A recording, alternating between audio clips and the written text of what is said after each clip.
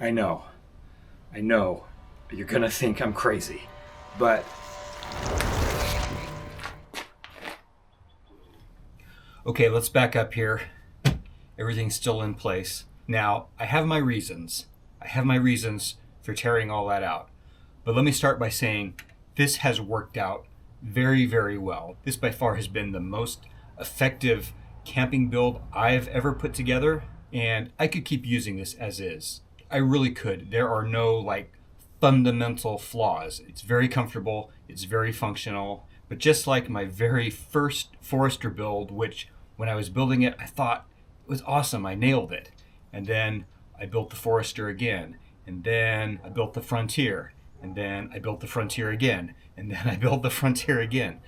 Each time you put these things together using what you've learned from the previous incarnations, and then you use it and you start to realize the things that kind of wish I had done differently. Now, fortunately, I was able to build almost all of this using scrap material I had right there in the garage. It's cost me very, very little, so it's not terribly painful to remove it all again. A lot of this material existed in previous builds.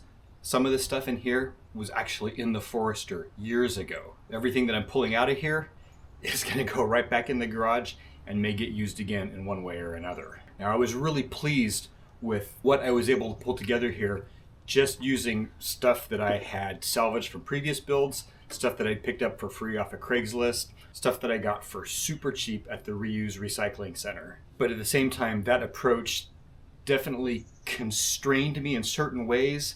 I was sort of forced into building with what I had, and that impacted the way I constructed things. Now, when I first got the camper, one of my very, very first goals that I talked about before I had done anything at all was... And then for the actual sort of furnishings of the build out itself, I would like them to be modular in a way that they're removable without too much trouble. When I dove into building this out, trying to use stuff that I had, I saw how difficult it was going to be to make this a sort of modular system. I pretty much gave up on it because, how often am I really gonna want to remove components of my build? Over the past couple years, as it turns out, many times. There's been many times that I wished, even if it, takes 10, 15 minutes, even half an hour, pull everything out, have full use of the back of my truck.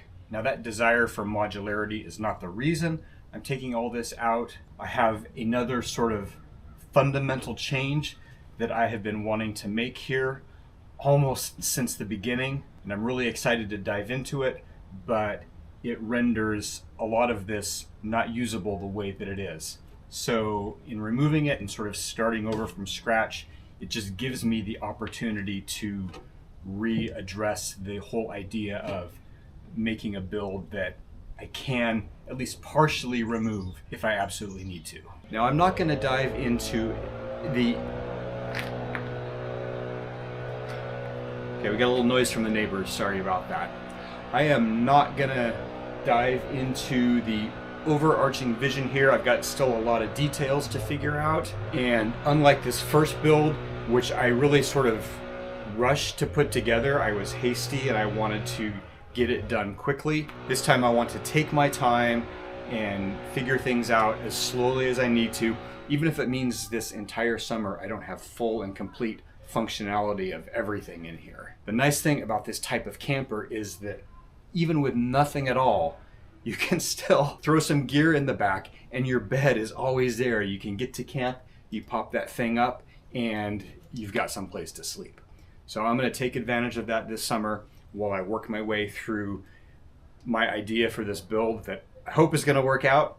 But the first thing that has to happen is this all has to go. And as well as this turned out, there are a number of flaws, little things that I didn't do right or that I could have done better. Before I tear this all out, I'm going to quickly go over some of the things that really have room for improvement.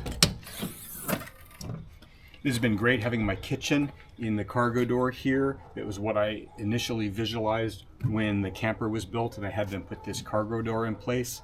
Some things that I could have done better here. I mean, this is very inefficient use of space. I've got a lot of empty space that isn't getting used here, and then some of the space is not very accessible.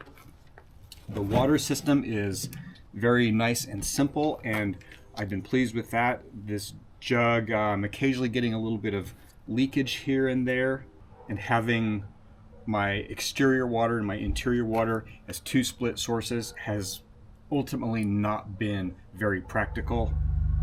Between a little bit of water getting out of here when this is really full and I'm going down the trail, and also in cold weather when this is cold, this accumulates some condensation.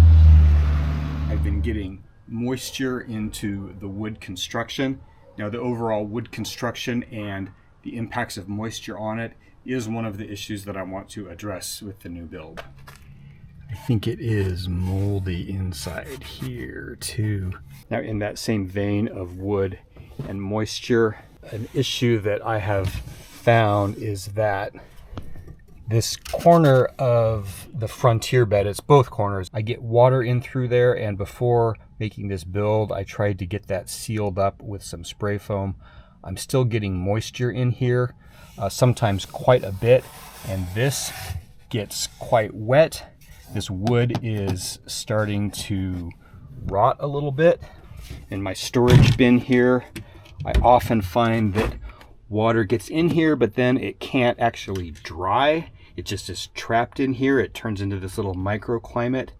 In cold weather, anything that's metal in here, like my jack, just gets coated with condensation. And I can't even see the extent of the moisture damage to the wood, but it is definitely an issue. And here also with my interior water, this jug in cold weather, the water gets cold. It's kind of a thermal mass. It gets really cold overnight, and then the jug itself accumulates condensation on the exterior, which then is sort of trapped in here. And oh my goodness, look at that. I didn't even realize that. That is a big moldy spot. Oh, that's even worse than I realized. That's much worse than I realized. Wow. So yeah, I don't use this very often inside the camper, and when I do, I'm usually sitting here, and I don't even get that angle of view. And I think when I pull this out to refill it, I'm also just haven't been seeing. I am stunned. And I knew, like I said, I knew that I had some moisture getting in. It seems like generally it was drying out. I had no idea it was that bad. That underscores one of the fundamental issues with the way I built this.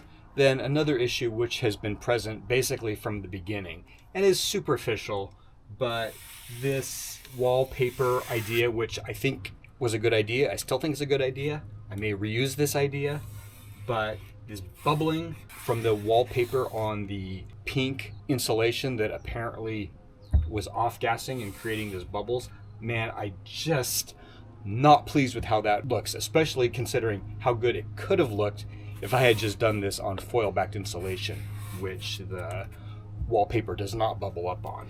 Every time I mention this bubbling wallpaper, I get multiple comments suggesting I puncture the bubbles. I tried that approach from the very beginning, but unfortunately the bubbles simply bulge up again. But I am going to take this insulation out. I am going to re-insulate and recover the new insulation. I may just go back and use the wallpaper again, but over a different type of insulation. And like I said, those issues themselves are not enough reason to completely tear out a build. I have just this whole other thing that I want to accomplish, that the way I've configured this is not going to work. And so the added benefit of that is that I get to address all of these issues.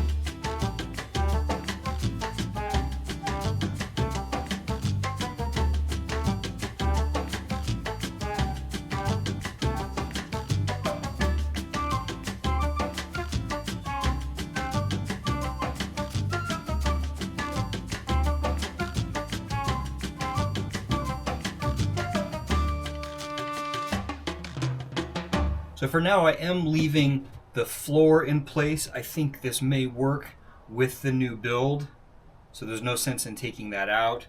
I have also left my compressor and my electrical stuff here. I've got some trips planned in the upcoming weeks, and for now, I would like to just maintain use of my compressor and the lights that are in here, and I will just manually hook up the Jackery 1500 to this when I need to run the lights, and the compressor remains connected to the truck. Pretty sure I can turn that on. Yeah. So this is just a random old bin that I had just to make that look a little tidier for now. Now, like I said earlier, I'm not quite ready to talk about what I have in mind here, but if I can pull this off the way I'm visualizing it, I think it's going to be a really interesting next step in the progression of my frontier. So I will be working on this over the course of our dry season here in Western Oregon. Hope to have this back into some kind of shape by the time the rains come in October.